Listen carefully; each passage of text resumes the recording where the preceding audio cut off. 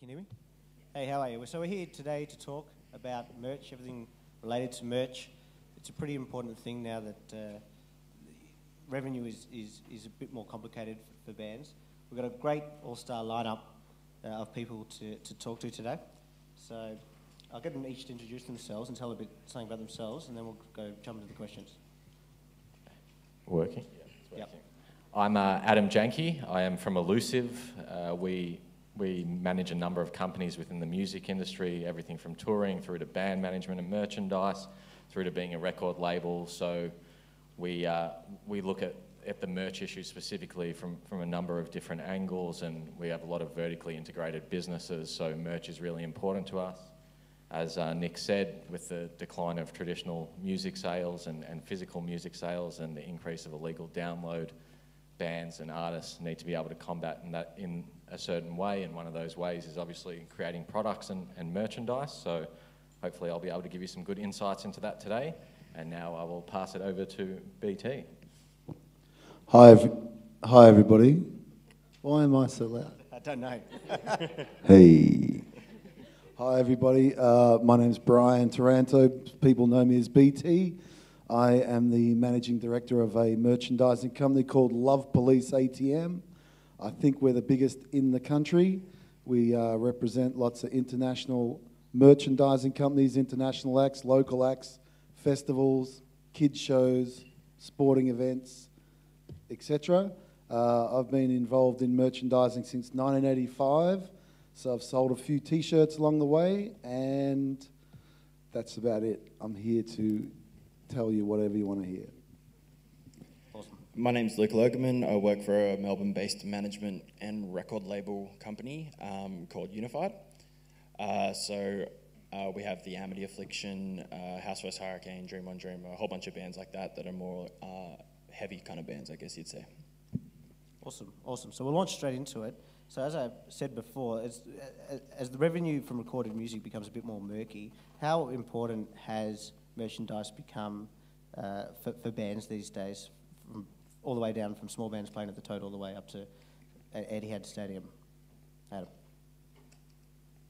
Yeah, look, it's obviously no secret that direct income from the music itself is going down, and on a year-by-year basis it continues to decrease. Yes, in the last couple of years, legal downloads have gone up, but it's still not comparative to the the losses that are coming in and the sales. In saying that, though, what the internet's done for us is increase the ability for a band or an artist to expose themselves to a much broader audience, and therefore be able to increase the amount of ticket sales you're selling to shows. And naturally, with concerts and ticket sales comes the fans, and the fans want to walk away with a physical product. So it's almost a situation now where a lot of labels and a lot of management companies, a lot of businesses are starting to realise, we are losing out on the share of music income because people are downloading it, but we've opened the market up in a lot bigger way to be able to sell them the different merch items.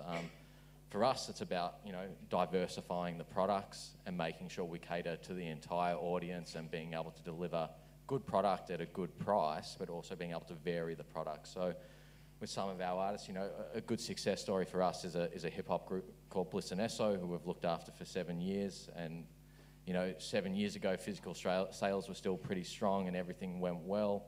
As that's gone down, the band has also gotten bigger, and we've really moved into the area of trying to create customised products for all different types of people and all different parts of their fan base, whether it's things that are specific to tours, or it's products that are only available on the internet, or it's collaboration pieces with existing brands, or exclusive limited editions. It's for us it's absolutely core, and for the bands as well, it's now becoming a very big source of income for them and offsetting what they're losing out on musically.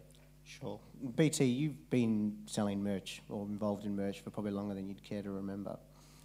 Adam briefly touches on how the internet has changed how you sell merchandise, how you go about it. How do you view merch has changed over the last nearly 30 years, I think you've been doing it, is that right? Yes, nearly 30 years, fortunately. It's changed, well, people almost give a shit about it now, which is kind of good. I mean, it kind of began as the rock and roll hot dog sellers there, sort of lower class person, out there on the road who were just annoyingly selling this merchandise and giving bands thousands of dollars. But now merchandising appears to be more embraced by the artist, and as Adam said, you know, record companies, promoters, festivals, whatever, are really seeing it as a real revenue source for them. It's just getting to be a little more respected these days, and you know, it's the internet again has just sort of blown away the mystery of printing a T-shirt. I mean, you know, 10 years ago, I'm in a band, I need T-shirts. Well, I'll go to Love Police, they make T-shirts. You know, you couldn't just go online and find out that there's a guy down the road that's got T-shirts and the printer further down the road, and he'll probably print them for me. I mean, the mystery of actually supplying product is kind of gone. But fortunately, with the internet, you know, you still can't download a T-shirt, so we're all right there. I'd say just, you know, yeah, people are just paying more attention to it. It's getting a bit more respect.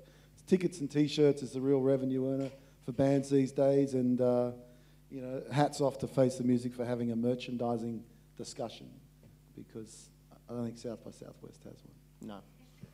So Luke... I'll go. If they're here, I'll go next year. So Luke, you look after a number of artists, especially in the hardcore scene, like Getaway Plan and House vs. Hurricane. How important is merchandise to artists, particularly in those scenes? And what kind of merchandise is the kind of that really sells? Well, I think it's very much a lifestyle, the hardcore scene, and so the bands wear band T-shirts, so that's the first thing that's kind of a bit of an advantage to bands, is that, you know, if people want to dress like bands, then they're going to be wearing band T-shirts because that's what band members do.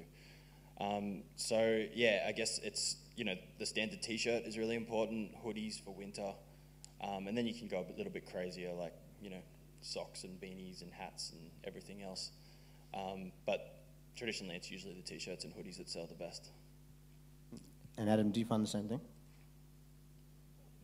T-shirts and hoodies are always going to sell. It's going to be a hot gig or it's going to be a cold gig, and you know, I suppose they're the standard items. Look, yes, we sell a high volume of that sort of stuff for our bands. At the same time, the add-on items, you know, whether it's socks or hats or jewellery or accessories or whatever it is, you know, we're looking down all those angles and trying to do all those sorts of things. And when it comes to the T-shirts and hoodies, we don't think that creating a singular product is the right way to go about it. It's about having multiple options. Something that appeals to the gentleman over there may not appeal to the people sitting on that side of the room. So we're conscious of that, and we want to be able to cater to both those markets. And look, it's not just a direct money thing either. We see people wearing merchandise as effectively billboards for the band as well. So product sells product, and brand awareness creates further sales. And at the end of the day, a band is a brand. I'm not trying to commercialise it, but when you have that loss of income and it's not coming from music directly anymore, a band needs to consider, and an artist needs to consider that their success is evaluated on everything that they bring in terms of financially, and therefore they have to view themselves as a brand and think about every possible way that they can get themselves into the marketplace and get a product to market. So we're saying that as an artist, as a brand, and particularly in the hardcore scene and in hip-hop, the fans been more than willing to wear that brand, almost like a badge of honour. What difficulties do you think that then poses to, say, musicians maybe in the indie scene who you know, they're the kind of people that don't necessarily, I'm generalising here obviously, don't necessarily want to wear brands around. What kind of ideas would you have for musicians who are not from that type of genre of music? Wear a snapback cap. Yeah, like anyone, all three of you? No? I'll take it. Okay. Look, I don't deal directly in that genre of music, so it's hard for me to make specific comment on it, but I would say that every band has its own individual fans, as do genres of music, and those bands should be conscious of what those fans wear. You know, if they're wearing the same sort of clothing and the same sort of items, and the artist should think that those people will wear it. If it's not going to be product that specifically has a band's name on it, then so be it. But you still should be able to do a bit of market research and come up with what they want. And look, it doesn't necessarily have to be a T-shirt or be a hoodie. It could be something completely different. It could be. Are there any really out-of-the-box ideas any of you have seen recently? I know, Luke, one of your bands coming up has got a dog outfit that you're Yeah, releasing. these sort of little dog hoodies that you put on, and they zip up to keep dogs warm. So we're just waiting till winter, but yeah, we'll be rolling those out. I think Luke's got a good example here with the skateboard as Yeah. well. That's something really different, you know. Yeah, do you want to show everyone the skateboard? Sure. For dogs. Yeah, like little hoodies, just so that people can walk their dogs around and stuff. Yeah, we do skateboards. So Paris wanted me to bring this one down. We sold them for $90. I think they cost about $30 to make. But we made Do them. they sell well? Yeah, it sold out in about an hour for this band, North Lane. We only made 50 of them and had them all signed by the band and hand numbered and that kind of thing. So we always just try and find like creative ways and things that again fit in with the lifestyle. Like a skateboard deck is part of like punk rock culture traditionally, and lighters and beer holders and everything else. Like, yeah. How important do you think it is, BT, I'll address this one to you in particular, doing limited edition runs of T-shirts, or I think for the Black Keys recently you did limited edition posters for each city, is that right? How important is that, do you think? Look, I think it's just there to create a good demand, and hopefully that product is special enough that, you know, you can do a limited edition quantity and it sells out and people are excited by it. You know, I think it's a good way to gauge. Those posters were a good, you know, you get the numbers right on those, and they're great financially, they're great artistically, they're hanging in people's, you know, people generally get them framed, they're hanging up there forever, it keeps the brand going. So yeah, all that stuff is good. We've done things, you know, we did last Christmas, we did a cold chisel signed, framed poster. Yes, little boy? For $300 and sold 300 of them in a day. Wow. And so that was pretty exciting. And you know, that's the exciting thing about that is, you know, you're making some money for the band, some for yourself, but you sort of find this number of people that are committed to buying quality product. And so you can give them something once a year, once every 2 years. And, you know, when some band member or manager comes up with some wacky idea that it might not work, but hey, we can sell 300 of them, let's do it. So, you know, yeah, it's a really good thing. And you know, I'm a fan, like I'm sure these guys are. I'm a fan, I buy merchandise, and, you know, that's the shit I buy, you know, and I think it's, I think it keeps it real for everyone that there's something special out there. Do you think the quality of merchandise positively or negatively affects sales? Like if you create something that is of much higher quality, do you see that direct correlation in sales for that? Depends on the genre and depends where it's being sold. These younger punks here, they're, you know, they're very hands-on and they offer a very wide variety of product. Whereas whilst we deal with smaller acts, we deal with Lady Gaga or shows at Etihad Stadium and whatnot, where, you know, you don't want to get too smart with what you're doing. It's fucking lines 10 deep and there's 50 shirts up there. It's taking forever to choose. You know, you really want to keep it as simple as, at those bigger arenas, as simple as you can so that you can serve as many people as you can quickly. And quality, well, you know, once again, it's a bit different with these guys, particularly the unified stuff. They're so into merchandise that you'd be an idiot to sell them something that is of a lesser quality. And the reality, the basic, you know, I talk for all of our companies, the basic quality that we use is totally fine. Like we wouldn't, it's hard to do poor quality merchandise. If it goes wrong, look, I don't know, I might sell 400,000 shirts a year and we get 5 emails a year about dodgy product.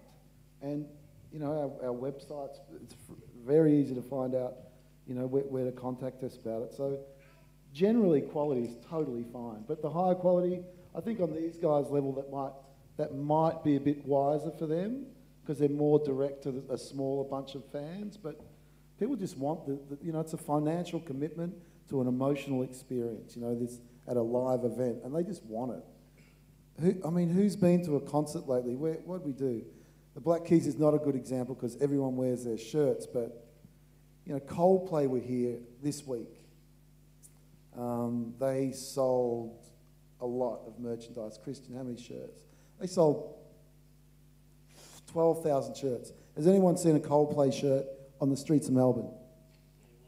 One out of 12,000. There you go. Might even be more than 12,000. So again, we touched on, just to change tack a little bit, on recorded music and how the CD has become perhaps a little less glamorous these days. We're seeing now more and more artists put out vinyl again, or in some cases put out cassettes, which I think is a bit weird. What are your guys' takes on that, on the resurgence of vinyl and also of cassettes? I haven't heard about cassettes, to be honest, but yeah, vinyl. There's a regurgitator one over there, I think. Okay, cool. I actually saw a good regurgitator little pin that you put there and put headphones in, and you can listen to their album on a pin. So that's cool. right. But yeah, no, we do vinyl. It's just a great way for people. I mean, CDs just don't feel like you really own anything that important. Do you sell more vinyl easier, do you think, now than CDs? No, not easier. I mean, CDs, we still can. You can sell 10,000 of an album, and you're still going to have to do a limited 500 run of vinyl. Like, you're not going to sell more vinyl than CDs ever. But, you know, especially if you don't even like CDs, you get it at iTunes download. You want something that represents, you know, the album and make it feel like you actually have it. So I don't think a lot of people actually listen to the vinyl. Well, in our scene, it's more they just want it because it's like a big picture it's version a collector's of it item. with colours and hand numbered and whatever else you want to do on it. Do you find the same thing, Adam? Yeah, we're exactly the same. Like with vinyl, I would imagine, you know, we do limited runs of vinyl and they're absolutely collector's items. It's not just a standard piece of vinyl in a single folded piece of cardboard. We do quite extravagant things and they sell at a $50 or $60 price point, but they're not designed for someone to take home and put in a record player necessarily. It's a limited edition piece which a super fan or a hardcore fan really wants because it's going to be part of their collection.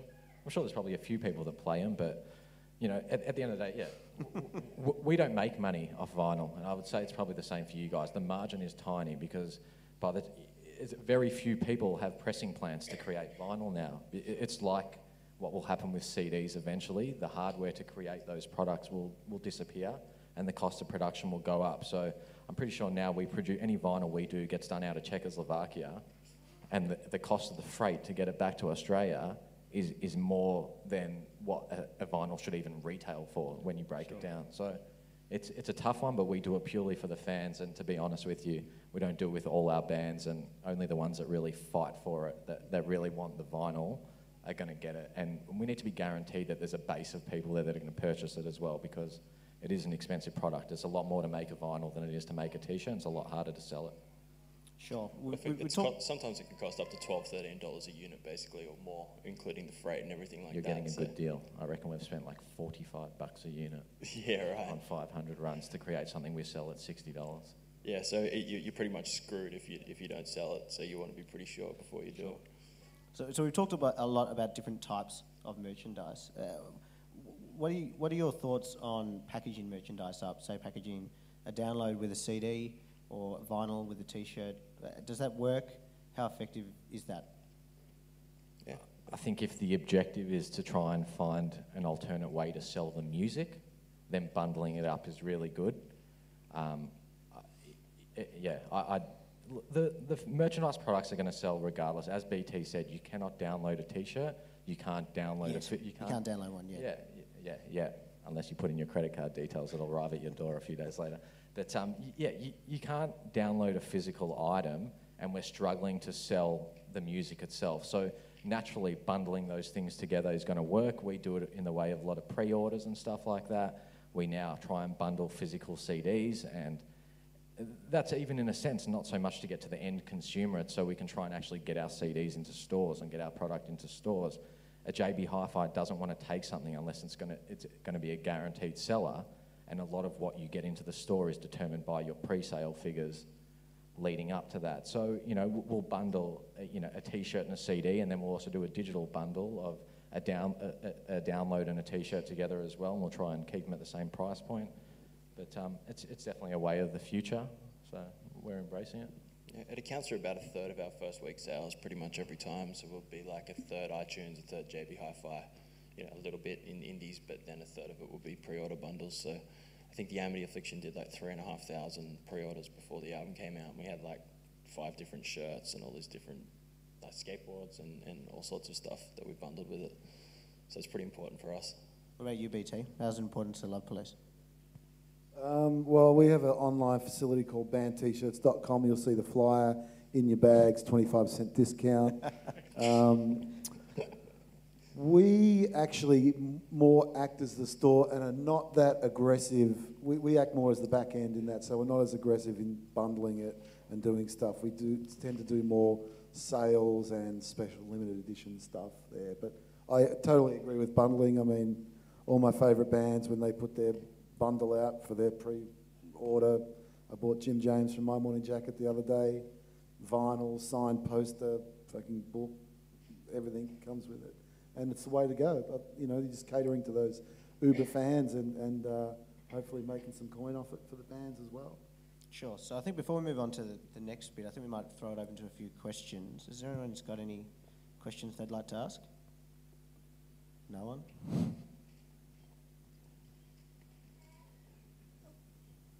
Thanks. It's not so much a question as a request for some more concrete examples of merch that has just made your head explode with excitement, particularly for across, you know, coming across a few more genres if you're able to, but you know, hip hop and what you're talking about is cool as well. Merchandising items. Yeah, that have really gone off. Really, that really. You heard about that were. Yeah, and that are just you know, a little bit left of field that have made you go what, and then they've actually gone well. And Well, there's always the rock many years ago, 1996, in fact, was the year. I decided to put the Big Day Out on a stubby holder. That was pretty special back there a long time ago. But who are they? Tenacious D Cum Rag. That was pretty good. Did you see that box set that Ramstein did, and it was all their All the penises, dildos? like all their dildos shaped as all their penises? I haven't got that one, but I have seen it. Yeah, I'm waiting for mine in the mail. I got this. They got this Rancid box set. It's I just ordered it, and it costs like $350 or something. But it's like 47 different 7-inches of all their different songs, and it all comes out in this thing like this, and then it's got a baseball bat with it, like a Rancid baseball bat. I'm pretty excited about that. Kill some robbers with my Rancid baseball bat. So do you think gimmicks really work then? I mean, a famous, I suppose, example is AC/DC with their light-up horns. But then for local examples, a South Australian band, the Beards, sell beards, fake beards at their gigs. Barbarian here in Victoria, they sell Viking outfits that everyone wears. Do you think gimmicks are a good way to monetise for a band? I think they're good so long as they don't sort of take away from the integrity of the music, and that, you know, they represent the band. Really, I mean, some of those gimmicky things, you know, it's a fine line. They might be so funny that they're too funny to go and buy one, you know, and they're too cheesy to actually put your money out there for it. But, you know, once again, I mean, maybe the job that it might be too cheesy, but it's on the merchandise board, so that attracts people there, and they buy something else anyway. So, yeah, it's probably a fine line, but it's not a bad angle to look at, I would say, yeah. I'm actually a huge Lakers fan, the basketball team, and I've got like a Lakers clock and mouse pads and gloves and stuff like that. So, you know, if you've got a big enough fan base, I'm sure certain bands would be able to do all that kind of stuff as well. Mouse pads? Pardon? Do a mouse pad? Yeah, do mouse pads, clocks. Does anyone use mouse pads? Hands up if you use a mouse pad. One guy, 2, 3, 4. Okay. If I have another manager says, hey, we should do mouse pads, I'll call you guys. I'll get you one each. Are there any other questions anyone wants to ask before we move on?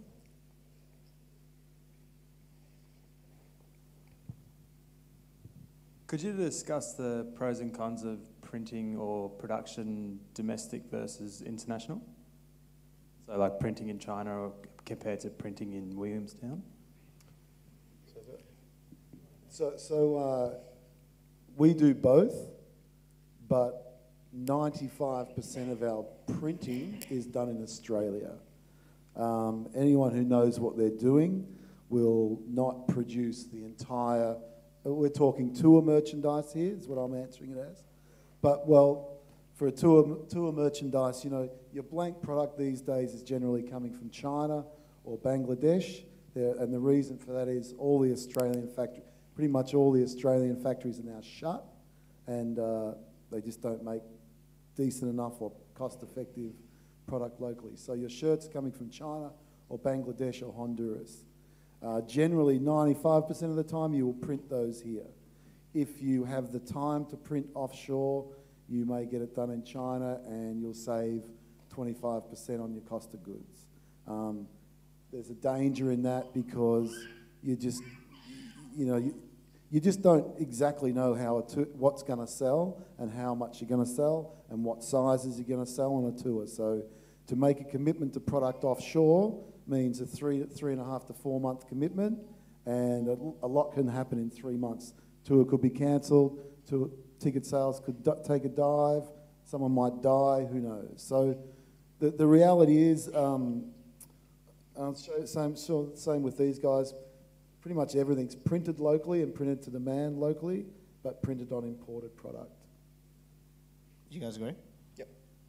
Yeah, definitely for the most part. But the same as BT, like we do both. If it's short run stuff, it'll happen locally and it'll happen quickly. If it's things that we have long lead in time for, then we'll try and manufacture as much as we can offshore.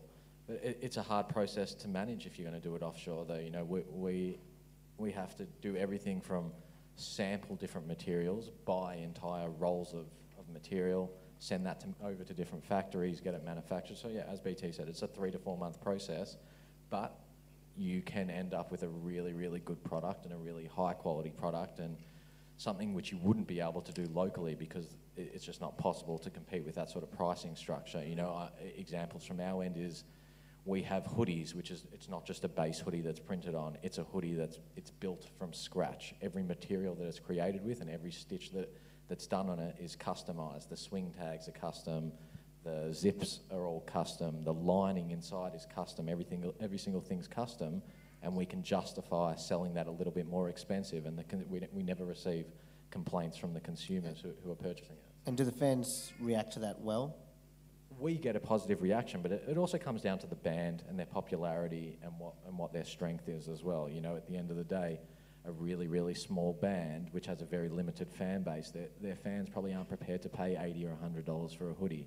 Whereas a big prominent band who has a very strong reputation and fans that have been hanging in there for years and years and really support them, they'll spend the money. Like, you know, we have bands that sell large volumes of product, and a lot of it also actually goes back through BT and through band T-shirts and ATM Love Police and yeah, Love Police ATM, and yeah. We've had very strong results off really good product, but at the same time, we do short runs in Australia too, and we do a lot of the printing here. Okay, is there any other questions before we move on? Just on the price point you guys are talking about there, for say an underground band that might pull up to say between 50 and 60 punters to a show, what would you recommend their price point to be for their basic line of T-shirts and hoodies and stuff? What's the sweet point? What's the sweet spot for T-shirts? $20 a shirt, maybe? T-shirt? I'll go 25, buddy. I'd say 20 to Put them 25. up to 25, that'll be right. It's only 3 beers these days. Yeah, and like probably double that for hoodies. Yeah, don't do a hoodie less than $50. Agree. Because, I mean, I look at that. Look, I've sold the same hoodie for $60 and $120. And you just don't want people thinking that, oh, God, I actually think people will think there's something wrong with it if it's too cheap.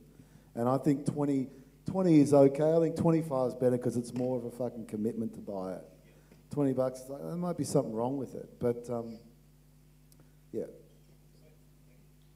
All right, so I think we have we'll take one more. Do you do many giveaways? Do we have any giveaways? Oh, well, do you have any giveaways too?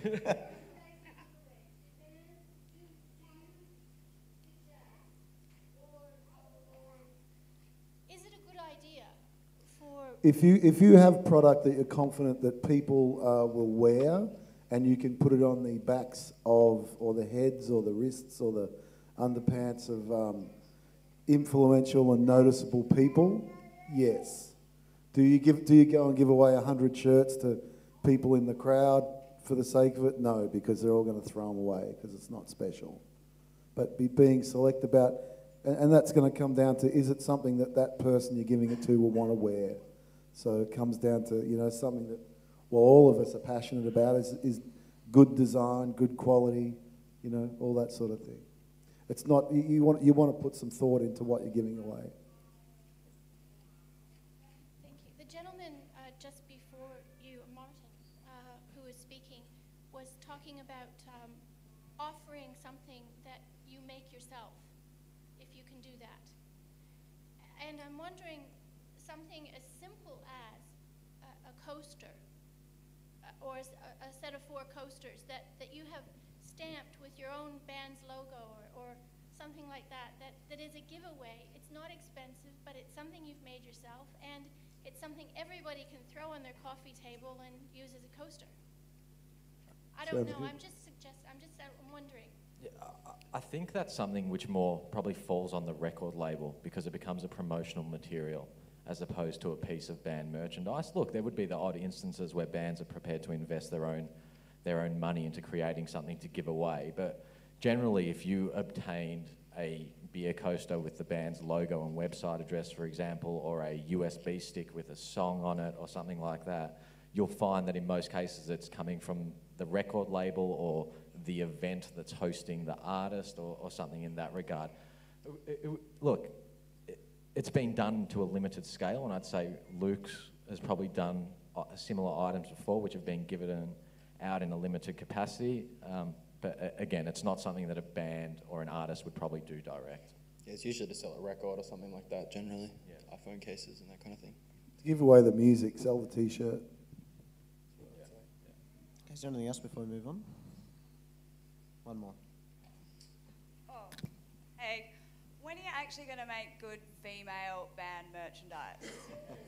It's like half the fucking population.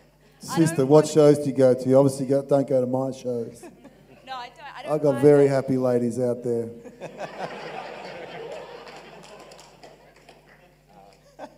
It's just never really come up that often for me. I don't know.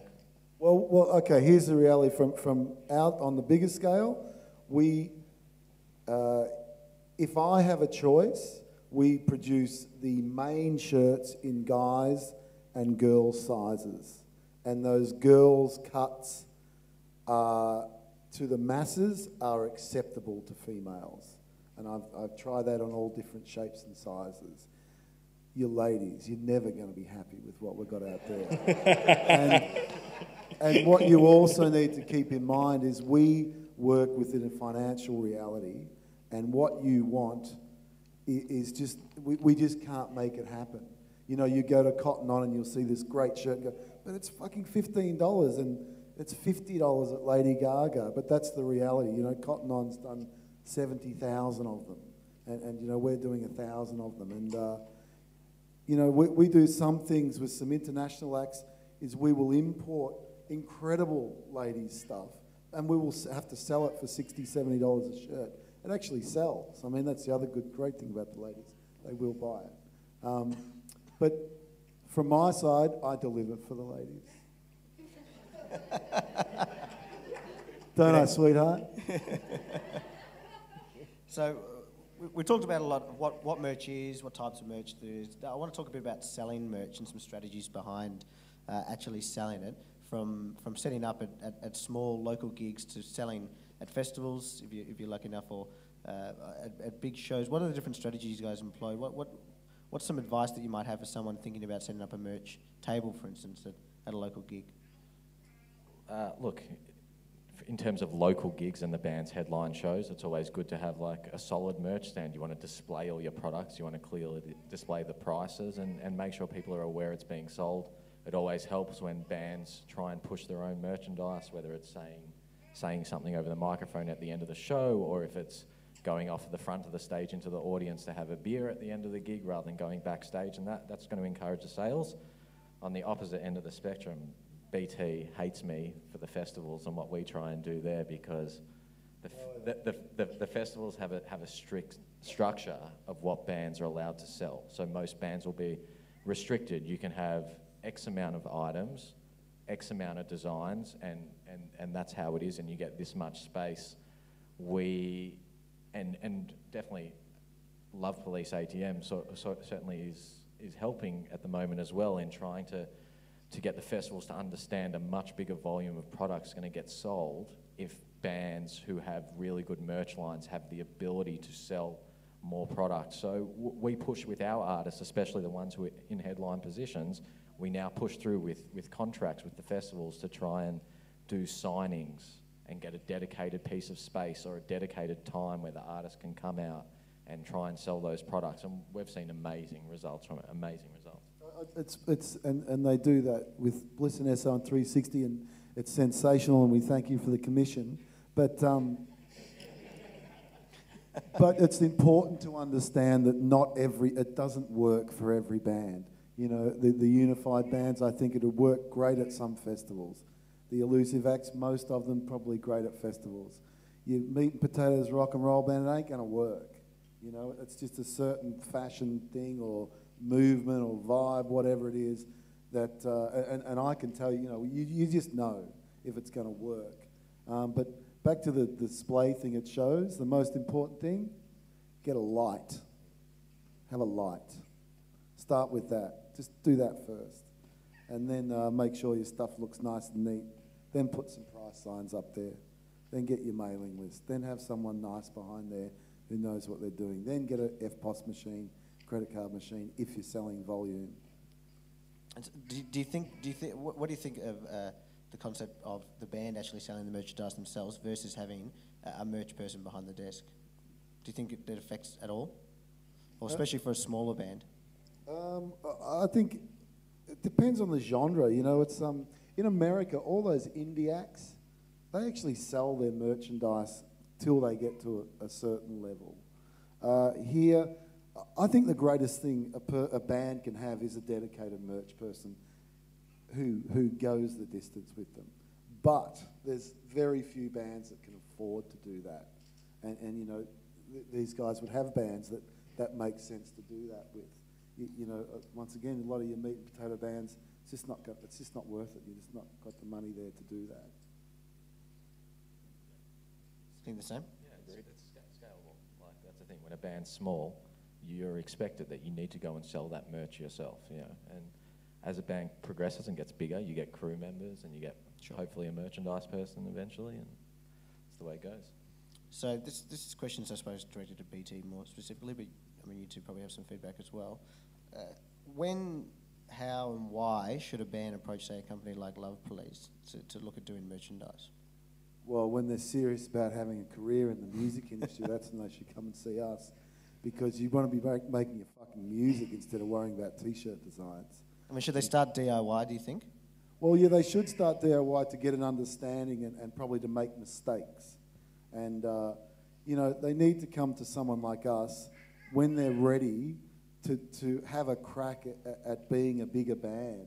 And for the management or band who don't necessarily know what they're doing with merchandise, to pass it over to professionals so they can carry on in their chosen profession, which is managing or making music. And, you know, contrary to the managers, band members, they don't know everything. Unbelievably, people like us, we know a little bit about merchandise, and we can help you, you know, improve your sales, improve your quality, improve your bottom line, because we do it every day of the week. You know, a band might print shirts at the start of a tour and fuck it up and run out halfway through, or not be able to get more, whatever. You know, we get shirts printed the same day if we have to. And that's why you come to a company like us, to just ensure that shit will get done. You'll get a web store. You'll get your shirts will show up at every show, wherever it is in the world. You know, you'll get your accounting a month after the tour's done, all that sort of stuff. So it's really, you come to us, take so that you can just get on with the music. Awesome. All right. Well, I think we're out of time, but I'd like to thank Adam, Luke, and BT for taking their time today. Just for you guys to check. Thank you. I've been asked to make sure that you all stick around for the networking drinks at the Stalls Hall and Hamer Hall at 5 p.m. Awesome. Thanks, guys. Thank you.